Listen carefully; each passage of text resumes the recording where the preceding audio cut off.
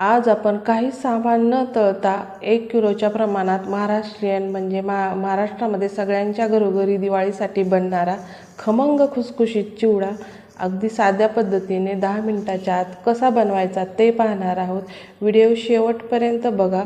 जास्त काही सामानाची किंवा भांडे भरत बसायची गरज नाही। अगदी